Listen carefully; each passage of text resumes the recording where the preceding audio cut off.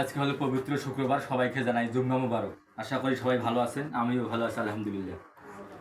তো আসলে আমি যে উদ্দেশ্যে ভিডিওটা করতেছি আসলে ফরজ নামাজ পড়া যেমন ফরজ কাজ, ঠিক তেমনি মেহমানদারিটা করা হলো ফরজ কাজ। তো আমি আজকে আমার ভাগ্নি জামাই, আমার বোন দুলা ভাই, আমার তাহই, আমার খালাতো বোন, আমার খালা খালু, এদেরকে দাওয়াত করছি। তো এদেরকে আজকে আমি আমার যা জোটে তাই খাওয়াবো।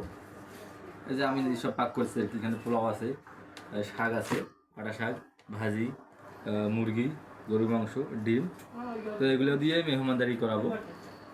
তো আপনারাও চেষ্টা করবেন মেহমানদারি করার, কারণ মেহমানদারি করলে বা মানুষকে খাওয়াইলে কমে না বা যায় না, আল্লাহর বরকত দেয়। তো বেশি বেশি করে জন্য আমি মানুষের খাওয়াইতে পারি, মেহমানদারি করতে পারি। তো সবাই দোয়া করবেন আর সবাই পাশে থাকবেন, আমি আপনাদের সবার পাশে থাকবো। সবাইকে জানাই সালাম, আসসালামু আলাইকুম, জুম্মা মুবারক।